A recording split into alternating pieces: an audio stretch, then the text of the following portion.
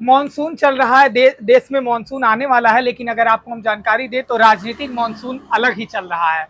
एक तरफ जहां अलग अलग पार्टियां बगावत करके, अलग अलग पार्टियों के प्रतिनिधि सांसद बगावत करके एनडीए में शामिल हो रहे हैं, तो वहीं एक शिगुफा समाजवादी पार्टी कह रही है कि छेड़ दिया गया है कि समाजवादी पार्टी में भी अब टूट हो रही है। आपने देखा पिछले दिनों टीएमसी में टूट हुई, सांसद चले गए, एनडीए में शामिल हो गए, तो वहीं अब खबर ये भी आ रही है कि महाराष्ट्र में उद्धव ठाकरे की पार्टी के भी सांसद 9 में से 6 सांसद अब टूटने जा रहे हैं।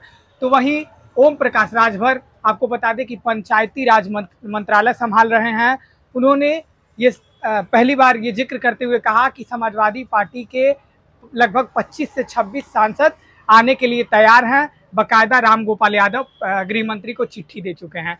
तो वहीं अगर ओपी राजभर का दावा खंगाले तो उसी को तस्दीक करते हैं केशव मौर्य जी उसी को तस्दीक करते हैं, और वो कहते हैं कि हमारे संपर्क में कई सांसद समाजवादी पार्टी के बने हुए हैं।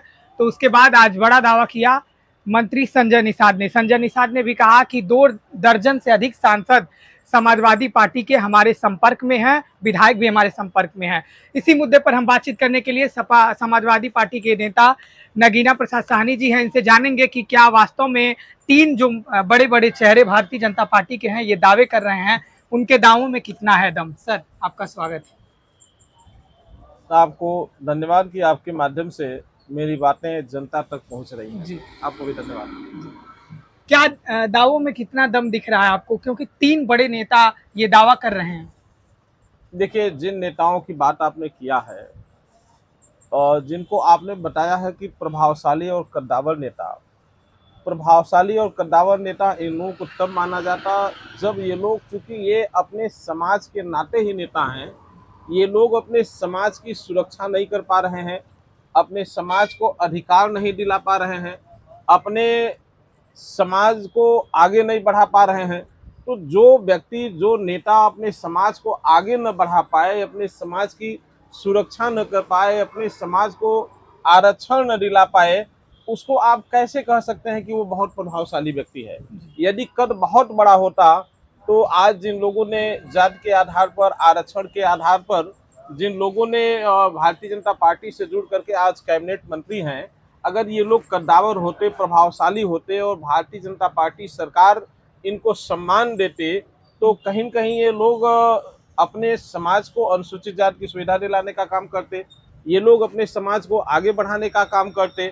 अब ये लोग तो अपने समाज के लोगों को चुनाव तक लड़ाने का काम नहीं करते हैं, तो फिर कैसे आप कर सकते हैं? ये जो कुछ है, अभी हमारे राष्ट्रीय अध्यक्ष जी का बयान भी आपने देखा जी, कि ओम प्रकाश राजभर जी और ये जो भी लोग हैं, ये दुर्भाग्य है कि जो कैबिनेट मंत्री है, मुझे लगता है सुबह शाम सोते जागते सपने में भी उनके माननीय अखिलेश यादव जी का डर रहता है कि वो सपने में भी माननीय अखिलेश यादव जी को देखते रहते हैं कि आज बताइए जो कैबिनेट मंत्री है, इतने दिनों से कैबिनेट मंत्री मीन्स स्वतंत्र एक तरह से होता है, अपने विभाग के माध्यम से समाज और अपने लोगों को बड़े पैमाने पर लोग लाभ पहुंचा सकते हैं, लेकिन आज बताइए ये लोग अपनी उपलब्धि समाज को नहीं बता रहे हैं, देशवासियों को, प्रदेशवासियों को, अपने लोगों को, किसी को अपनी उपलब्धि नहीं बता रहे हैं। ये लोग केवल अपने जो समाज के लोग हैं, जब अधिकार की बात कर रहे हैं, इनके कार्यों की बात कर रहे हैं, तो कहीं न कहीं ये लोग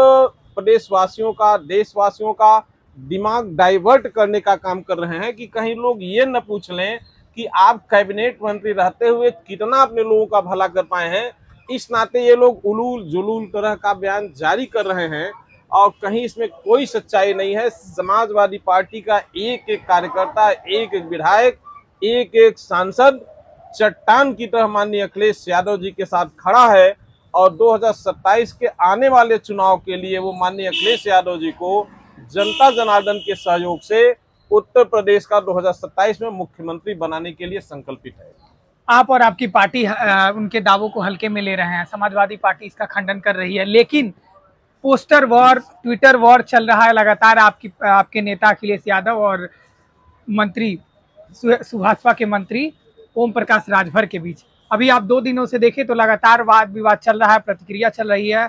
तो वहीं वो लगातार नाम लेकर के उन्होंने कहा है, ओम प्रकाश राजभर का ये दावा है कि बागी बलिया की धरती से वो लाल निकलेगा और वही उस गुट का नेतृत्व करेगा। यानी वो इशारा कर रहे हैं सनातन पांडे आपके सांसद की तरफ कि बागी बलिया के धरती से बगावत करके सनातन पांडे ही नए गुट बनाएंगे और उस गुट का नेतृत्व झंडा वो फहराएंगे। देखिए, आप सीरियस हैं कि नहीं लेकर के? देखिए, उनकी बातों का कोई संज्ञान नहीं लेता है। ओम प्रकाश राजभर जी के बातों का कोई संज्ञान उत्तर प्रदेश में नहीं लेता है। आप यूं कह सकते हैं कि वो अफवाह मंत्री हैं, केवल एक अफवाह फैलाने का प्रयास करते हैं, लेकिन प्रदेश और देश में कोई उनकी बात, हर व्यक्ति उनकी बातों को हल्के में लेता है। जिस बागी बलिया की बात हो रही है, आदरणीय सनातन पांडे जी की बात हो रही है, अभी कल आपने मीडिया में उनका बयान देखा होगा। आदरणीय सनातन पांडे जी ने फिर राजीव राय साहब ने, इन लोगों ने अपना बयान जारी किया, राष्ट्रीय अध्यक्ष जी से भी मिले ये लोग, और इन्होंने कहा कि मैं एज ए सांसद से लेके मरते दम तक एक कार्यकर्ता के रूप में समाजवादी पार्टी में रहूंगा और कभी भी समाजवादी पार्टी से अलग नहीं रहूंगा। टिल डेथ, मरते दम तक मैं समाजवादी पार्टी में हमारी पूरी निष्ठा बनी रहेगी। लेकिन सवाल तो यही है ना सर कि आप सनातन पांडे चाहे और आप राजीव राय का नाम ले रहे हैं, वो तो कह रहे हैं कि हम मरते तक दम तक समाजवादी पार्टी के झंडे तले ही मरेंगे। लेकिन सवाल, राजनीति में कसम वादे खाए जाते हैं लेकिन पलटवार भी देखा जाता है। एक तरफ अगर आप देखेंगे तो बीते दिनों उद्धव बाला साहब ठाकरे की पार्टी शिवसेना का क्या हुआ, वहां भी जब मीटिंग बुलाई उन्होंने उद्धव साहब ने, तो सभी सांसद मौजूद रहे, कुछ नहीं मौजूद रहे तो ये दावा किया गया कि वो भी मौजूद रहेंगे, कहीं ऐसी बगावत की खबर नहीं है। लेकिन अब ये खबर निकल के आ रही है कि 6 सांसदों ने बगावत कर लिया। प्रेस कॉन्फ्रेंस में तो उद्धव साहब के संजय राउत ने तो गालियां तक दे डाली। तो क्या स्थिति, राजनीतिक स्थिति देखते हुए देश में आपको ये लग रहा है कि जो भरोसा मिल रहा है सांसदों की तरफ से, आपके नेताओं की तरफ से, क्या वास्तव में वो भरोसे लायक है? देखिए, आप लोग जब समाजवादियों का इतिहास देखेंगे तो समाजवादियों का जब भी आप इतिहास उठा के देखने का काम करेंगे तो अभी पूर्व में 2024 के चुनाव के पहले ओम प्रकाश राजभर जी समाजवादी पार्टी के गठबंधन में थे। ओम प्रकाश राजभर जी अलग कहते थे कि हमने समाजवादी पार्टी को इतना विधायक जितवाने का काम किया। संजय कुमार जी जब पार्टी में थे वो कहते थे कि हमारा एक बहुत बड़ा योगदान है। अभी आपके लोक दल के जैन चौधरी साहब कहते थे कि हमारे बल पर समाजवादी पार्टी के इतने विधायक जीतने के काम जीत रहे हैं, हमारे बल पर, हमारे सहयोग से। बहुत सारे लोगों ने इस बात को कहा। मैंने स्वामी प्रसाद मौर्य जी का भी बयान देखा, उन्होंने कहा कि मैं समाजवादी पार्टी को 47 से हमने 125 सांसद तक पहुंचाने का, विधायक पहुंचाने का काम किया। लेकिन आप बताइए, जब वही 2022 के चुनाव के बाद आप 2024 का रिजल्ट देखते हैं लोकसभा का, तो 2024 के लोकसभा के रिजल्ट में न समाजवादी पार्टी के गठबंधन में डॉक्टर संजय जी रहते हैं, न ओम प्रकाश राजभर जी रहते हैं, न जयंत चौधरी जी रहते हैं, और भी कुछ लोग जो हमारे गठबंधन में, स्वामी प्रसाद मौर्य जी हमारी पार्टी में रहते हैं। और आप लोग भी जो संभावित रिजल्ट था वो किस रूप में दिखा रहे थे आप लोगों को पता ही है। लेकिन उसके बाद भी उत्तर प्रदेश की जनता ने समाजवादी को मोर देन 50%, 50% से ज्यादा उत्तर प्रदेश में सांसद जितवाने का काम किया, अपना बहुमत देने का काम किया। जबकि हम सरकार में नहीं रहे हैं, हमारे मनोबल को गिराने के लिए आपके मीडिया ने पूरा प्रयास कर डाला, उसके बावजूद भी हम 50% से ज्यादा सीटों को जीतने का काम किए। तो देखिए, ये जो लोग आरोप लगा रहे हैं, ये लोग केवल अपने को स्थापित करने के लिए, कहीं न कहीं आप यूं कह सकते हैं कि भारतीय जनता पार्टी इनको यूज कर रही है। भारतीय जनता पार्टी तो यूज एंड थ्रो वाली पार्टी ही है। आपने पूर्व में उसी ओम प्रकाश राजभर जी के भाषा को, उनके वक्तव्य को उनके बाइट को अगर आप लोगों को याद होगा तो ओम प्रकाश राजभर जी ने योगी आदित्यनाथ जी को, अमित शाह जी को, मोदी जी को दुनिया का सबसे बड़ा झूठा करार दिया था। ये चीज तो आप भूले नहीं है। खैर, उन्होंने बाद में फिर कह दिया कि वो सब जुमला था। तो जुमला था तो इसको भी जुमला मान लीजिए। अब जो व्यक्ति अब कह रहा है कि वो जुमला था, तो ऐसे व्यक्ति की बातों पर आप भरोसा क्या करेंगे? तो संजय निषाद कह रहे हैं कि 2 दर्जन से अधिक सांसद हमारे संपर्क में है, विधायक संपर्क में है, और बकायदा वो दिल्ली इसकी जानकारी दिल्ली पहुंचा दी गई है। देखिए, आपको मैंने पहले भी कह दिया कि समाजवादी पार्टी का एक एक कार्यकर्ता, एक एक नेता, एक एक विधायक, एक एक सांसद चट्टान की तरह माननीय अखिलेश यादव जी में निष्ठा रखते हुए समाजवादी पार्टी में जुड़ा है, वो खड़ा है और अंतिम दम तक मरते दम तक जो समाजवादी पार्टी के सांसद हैं, जो विधायक हैं, हमारे तमाम सांसदों का वक्तव्य आप लोग लिए होंगे, बाइट लिए होंगे, वो पूर्ण रूप से टोटली समाजवादी पार्टी के साथ पूरी निष्ठा के साथ खड़े हैं और कहीं हमारी पार्टी में ऐसी कोई बात नहीं है। क्योंकि आने वाला जो 2027 का चुनाव है, उस चुनाव को लेकर के उत्तर प्रदेश और देश में जो भारतीय जनता पार्टी सरकार का रिएक्शन है, भाजपा के लोगों को लग रहा है कि हम बुरी तरीके से उत्तर प्रदेश के विधानसभा चुनाव में हमारी सफाया हो जाएगी।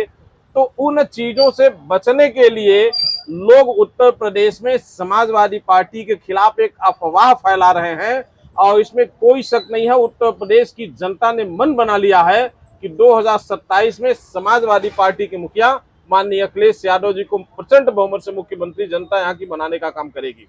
आप लोग समाजवादी पार्टी पूरी राम मंदिर के मुद्दे पर अखिलेश यादव समेत तमाम नेता घेर रहे हैं योगी आदित्यनाथ को, भाजपा सरकार को। वहीं अभी जस्ट अयोध्या का दौरा करके मुख्यमंत्री योगी आदित्यनाथ पहुंचे। उन्होंने कहा कि आज कुछ लोग अफवाह फैला रहे हैं, राम मंदिर को अपमानित करने वाले लोग आज उपदेश दे रहे हैं और कार सेवकों पर, राम भक्तों पर आपने गोलियां चलवाई थी, आपको ये नैतिक अधिकार ही नहीं है। देखिए, भारतीय जनता पार्टी के लोग जो कहते हैं वो करते नहीं है। भारतीय जनता पार्टी जो आरोप लगा रही है, आप सैफई चले जाइए, सैफई जाकर के देखिए कि हमारे नेता माननीय अखिलेश यादव जी कितना विशाल मंदिर बनाने का सैफई में काम कर रहे हैं। हमारे नेता शुरू से ही धर्म के पक्ष में रहे हैं, मानवता के पक्ष में रहे हैं, सामाजिकता के पक्ष में रहे हैं और उसके साथ साथ पूर्ण रूप से प्रजातंत्र में भरोसा रखते हुए वो संवैधानिक व्यवस्थाओं का अच्छा सा पालन करने वाले नेता रहे हैं। बाकी भारतीय जनता पार्टी के लोग जो कहते हैं वो करते नहीं हैं। जहां तक गोली चलाने का इशू है, जो उस समय विशेष सचिव थे जिनके आदेश पर गोली चलाई गई, आज वही मुख्य पद पर उस मंदिर में बन करके बैठे हुए हैं। इन सब चीजों को आप लोग दिखाते क्यों नहीं हैं कि जिनके कलम से, जिनके सिग्नेचर से गोली चलाई गई, आज वही मंदिर के मुख्य पद पर बैठे हुए हैं। ये भी आप लोगों को दिखाना चाहिए। समाजवादी पार्टी तो हमेशा मंदिर, मस्जिद और सबके पक्ष में रही है।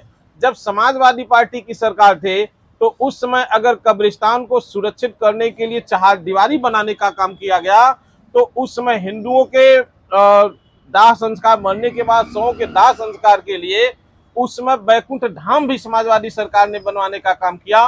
तो समाजवादी पार्टी ने कभी जाति धर्म के आधार पर कोई भेद नहीं किया, हमेशा उन्होंने सर्व समाज के लिए काम किया।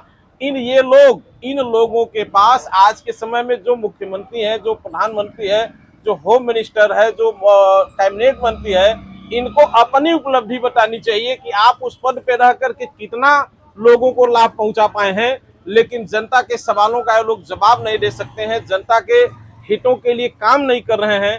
इन सारी चीजों से जनता का दिमाग भटकाने के लिए ये लोग हमारे नेता माननीय अखिलेश यादव जी के ऊपर बार बार आरोप कर लगा रहे हैं। और इससे ये साबित होता है कि अगर भारतीय जनता पार्टी और सभी लोग एक नेता की घेराबंदी कर रहे हैं, तो इससे ये साबित है कहीं कहीं वो लोग डरे हुए हैं और वो लोग ये जान चुके हैं कि आने वाले 2027 के विधानसभा चुनाव में समाजवादी पार्टी के मुखिया को उत्तर प्रदेश की जनता प्रचंड बहुमत से चुनाव जिताने जा रही है। दो सवाल मेरे हैं। पहला सवाल ये है कि अभी योगी आदित्यनाथ अयोध्या में जब मौजूद थे तो उन्होंने खुले मन से कहा मनोज कुमार पांडे, जो आप ही के विधायक हैं, आप ही के पार्टी के विधायक थे, अब चले गए भाजपा में, मनोज कुमार पांडे का नाम लेते हुए योगी आदित्यनाथ ने कहा कि यही मनोज कुमार पांडे हैं। जब राम मंदिर का दर्शन करने के लिए विधायकों के साथ जाने की बात कही तो अखिलेश यादव ने मना कर दिया। देखिए, भारतीय जनता पार्टी की जो सरकार है, मैं पहले भी बता चुका हूं कि ये लोग केवल दिखावा करने का काम करते हैं। अभी देश के प्रधानमंत्री जी का कार्यक्रम आपके अयोध्या में लगा था, अभी कार्यक्रम लगा था और उसी अयोध्या की जनता ने, जहां आप धार्मिक, जहां हमारी आस्थाएं हैं, अगर हमारी आस्था नहीं होती तो समाजवादी पार्टी से 2024 में सांसद के तौर पर अवधेश प्रसाद जी को वहां की जनता चुनाव जिताने का काम नहीं करती।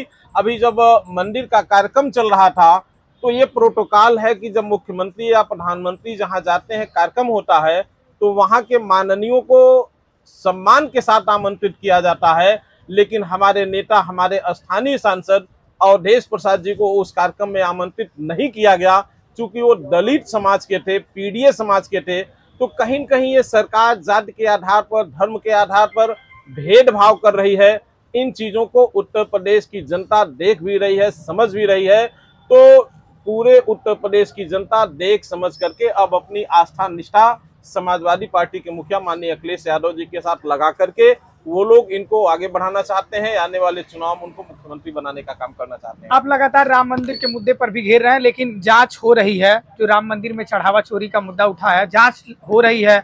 वहीं आप ही के पार्टी के नेताओं ने ये मुद्दा प्रकाशित किया, लाया, पूरे ट्विटर पर टैग किया। उसके बाद ये जांच 3 SIT की जो टीम है गठित है और अधिकारी जांच कर रहे हैं। ऐसे में अब अखिलेश यादव कह रहे हैं कि अधिकारियों से साधु संतों की न जांच कराई जाए, बल्कि साधुओं की एक टीम से जांच कराई जाए। जब जांच हो रही है तो दिक्कत क्या है सर?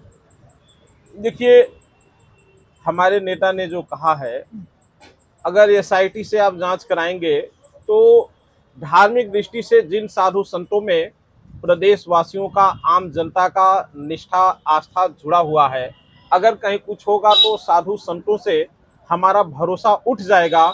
साधु संतों और धर्म से लोगों का भरोसा न उठे, इस सम्मान को बचाने के लिए हमारे नेता ने कहा है कि इसकी जांच साधु संतों के माध्यम से कराई जानी चाहिए। लेकिन नियमता तो जांच, मान लीजिए इन्वेस्टिगेशन अधिकारी करेंगे, जो प्रोटोकॉल है उसी हिसाब से जांच तो होगा ना।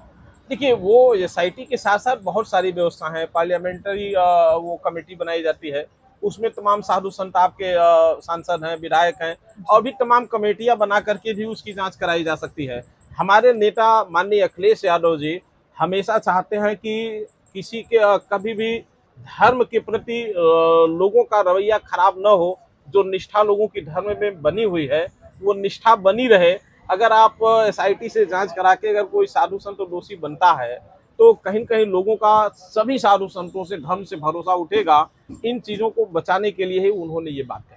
ओम प्रकाश राजभर बड़े आक्रामक दिख रहे हैं, 2 दिनों से आपकी पार्टी पर लगातार हमला बोल रहे हैं। वो कह रहे हैं कि मैं ऐसे खुलासे कर दूंगा जो अखिलेश यादव, डिम्पल यादव और राम गोपाल यादव को लेकर के पार्टी खिसक जाएगी। वो कह रहे हैं कि एक तरफ अखिलेश यादव उन पे घोटाले का आरोप लगा रहे हैं कि अधिकारियों को पोस्टिंग के दौरान कहा गया था कि आप पैसे दीजिए उसके बाद पोस्टिंग होगा। तो वहीं ओम प्रकाश राजभर कह रहे हैं कि खनन घोटाला और रिवर फ्रंट का मामला था, इसकी पोल खोल दूंगा तो पूरी पार्टी ही डूब जाएगी। देखिए, रिवर फ्रंट और जो भी जांच है इसकी ऑलरेडी कई बार जांच हो चुकी है। इसकी कई बार जांच प्रशासनिक स्तर पर हो चुकी है, शासन स्तर पर हो चुकी है। इसकी जांच रिपोर्ट सबमिट भी की जा चुकी है। ओम प्रकाश राजभर जी को मैं पहले भी आपको बता चुका हूं कि इनको भारतीय जनता पार्टी की सरकार यूज कर रही है और ये कहीं न कहीं केवल अफवाह फैलाने के लिए बातों को कहते हैं। इनके पास कोई तार्किक वार्ता ये नहीं करते हैं, कोई साक्ष्य पेश नहीं करते हैं। ये हमेशा आपको बताया तो कि आपके देश के प्रधानमंत्री, मुख्यमंत्री, गृह मंत्री को इन्होंने कहा था कि देश के सबसे बड़े जुटे हैं। तो जब उन्होंने ऐसे ऐसे लोगों को कहा, फिर उन्हीं से जाकर के चिपक जा रहे हैं। उन्होंने कहीं कहा था कि चल सन्यासी मंदिर में, योगी जी का काम लखनऊ शासन में क्या है, वो मंदिर में जाकर के अपना चढ़ावा और मंदिर को देखे। आज उसी मुख्यमंत्री जी के साथ वो काम कर रहे हैं। तो ओम प्रकाश राजभर जी को जो कहते हैं वो ठीक उल्टा करते हैं। उनकी बातों पर कोई नोटिस नहीं लेता है। वो अफवाह फैलाने के लिए ही उनको रखा गया है। उनकी बातों में कोई दम नहीं होता है। तो कहा जाता है कि बिना आग के धुआं नहीं उठता है। 3 बड़े मंत्री और नेता दावा ऐसा कर रहे हैं केशव मौर्य के, अगर ओम प्रकाश राजभर को छोड़ दिया जाए तो केशव प्रसाद मौर्य, संजय निषाद भी ये दावा कर रहे हैं। देखिए, केशव प्रसाद मौर्य का जहां तक इशू है, आप बताइए, केशव प्रसाद मौर्य जी आज उत्तर प्रदेश में बड़े पैमाने पर उनके समाज का उत्पीड़न हो रहा है। कोई एक घटना बता दीजिए जहां वो अपने मौर्य समाज में, कुशवाहा बिरादरी में जा करके पीड़ित मौर्य समाज या अन्य पीड़ित समाज के आंसू को पोंछने का काम किए हों, उनकी बातों को सुनने का काम किए हों, उनकी मदद करने का काम किए हों। उनके ऊपर तो पहले से ही स्टूल मंत्री का लेबल लगा हुआ है। क्योंकि भारतीय जनता पार्टी सरकार में मैंने आपको पहले भी बताया कि पीड़ियों को सम्मान नहीं दिया जाता है। अब आपसे छिपा नहीं, आखिर स्टूल अभी किसी जनरल नॉलेज में क्वेश्चन लगा दीजिए कि उत्तर प्रदेश में या देश में स्टूल मंत्री के रूप में किसको जाना जाता है। तो आप भी जानते हैं, ठेला चलाने वाला भी बता देगा स्टूल मंत्री किसको जाना जाता है। अगर वो उतने कद्दावर होते, उनके बातों में उतना दम होता तो उनको स्टूल पे नहीं बैठाया जाता, उनको भी सम्मान रखा जाता। तो वो भी उसी तरीके से, उनकी भी बातों में बहुत दम नहीं होता है और वो भी अफवाह ही फैलाने का काम करते हैं। अब आपकी पार्टी पूरी फॉर्म में है, तैयार है चुनावों को लेकर 2027 के मद्देनजर, क्योंकि पीडीए की बात करते करते सर आप भी अब ब्राह्मण सम्मेलन आपकी पार्टी कर रही है, क्या इसको आप कैसे देखते हैं? क्या आप चुनावी मूड में है पार्टी को? देखिए, समाजवादी पार्टी, मैंने पहले ही कहा है कि शुरू से ही सभी जाति धर्मों का सम्मान करने का काम किया है। ये समाजवादी पार्टी जाति विशेष धर्म विशेष की पार्टी नहीं है। ये वही समाजवादी पार्टी है जिसमें संस्थापक सदस्य जनेश्वर मिश्रा हुआ करते थे, हम लोग उनकी पूजा किया करते थे। अभी ब्रजभूषण तिवारी आपके हमारे सांसद हुआ करते थे सिद्धार्थनगर, इनकी हम पूजा करते हैं। ये संस्थापक सदस्य रहे हैं। मोहन सिंह जी इस पार्टी के संस्थापक सदस्य रहे, अमर सिंह जी इस पार्टी के संस्थापक सदस्य रहे, बेनी प्रसाद वर्मा जी इसी पार्टी के संस्थापक सदस्य रहे हैं। तो बहुत सारे हर जाति और हर धर्म के लोग समाजवादी पार्टी के संस्थापक सदस्य रहे हैं, इस पार्टी को आगे बढ़ाने का काम किए हैं। और आप हमेशा देखेंगे सरकार जब भी बनती है, अभी 2012 से 17 की सरकार बनी थी, इसी गोरखपुर से ही केसी पांडे जी को हम लोगों ने मंत्री बनाया, कामेश्वर उपाध्याय जी को कैबिनेट मंत्री देवरिया से बनाया गया, आपके ब्रह्माशंकर त्रिपाठी जी को हम लोगों ने कुशीनगर से कैबिनेट मंत्री बनाया, वहीं से राधेश्याम सिंह साहब को हम लोगों ने मंत्री बनाने का काम किया। यही बस्ती चले जाएंगे तो हम लोगों ने राजकिशोर सिंह साहब को मंत्री बनाने का काम किया। विधानसभा में सबसे ऊंची कुर्सी पर हम लोगों ने माननीय माता प्रसाद पांडे जी को बैठाने का काम किया, जो आज के टाइम में हमारे नेता प्रतिपक्ष भी विधानसभा में हैं।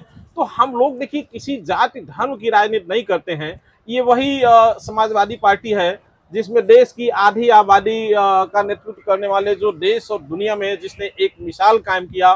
फूलन देवी के साथ जब अन्याय हुआ, उस फूलन देवी को अन्याय के साथ जब उसको जेल में डालने का काम किया गया, तो वो महिला ने देश और दुनिया के लिए एक मिसाल थी।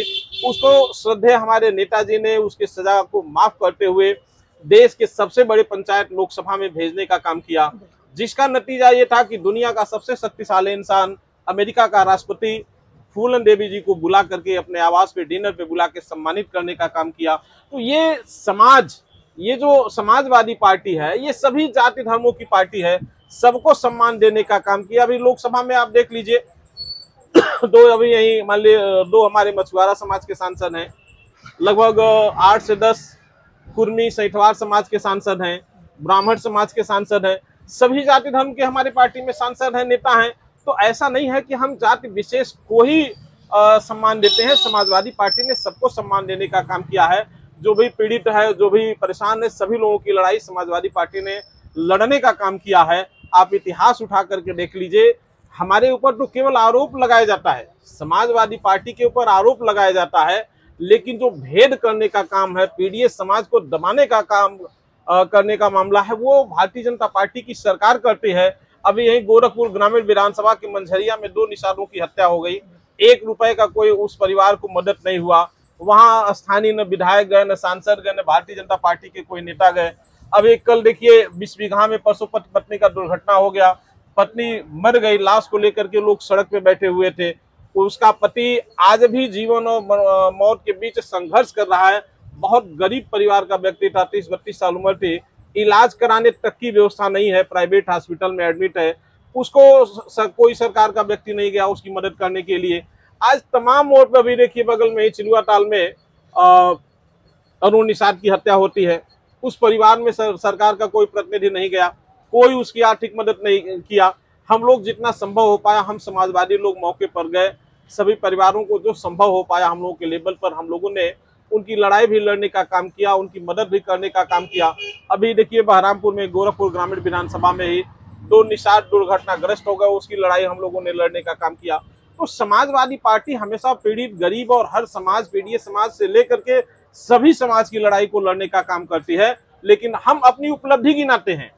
समाजवादी पार्टी से जब आप बात करेंगे तो समाजवादी पार्टी अपने सरकार की उपलब्धि बताने का काम करती है और उसके साथ साथ समाजवादी पार्टी विपक्ष में रह करके भी जो आर्थिक और हर स्तर से मदद कर रही है, जो काम भाजपा सरकार को करना चाहिए वो समाजवादी पार्टी कर रही है। तो समाजवादी पार्टी तो हमेशा लड़ने का काम कर रही है और जनता इन चीजों को महसूस भी करने लगी है। कि आप बताइए, आखिर गोरखपुर में मुख्यमंत्री का जिला है, विधायक है, सांसद हैं, कहीं मछुआरा समाज का कोई व्यक्ति मारा जा रहा है, कहीं दुर्घटना में मर रहा है, कहीं पीडीए समाज का कोई व्यक्ति मर जाए, बताइए कोई विधायक सांसद मौके पर जाने का काम कर रहा हो तो अगर उनकी लड़ाई कोई लड़ने का काम कर रहा है तो हम समाजवादी लोग लड़ने का काम कर रहे हैं।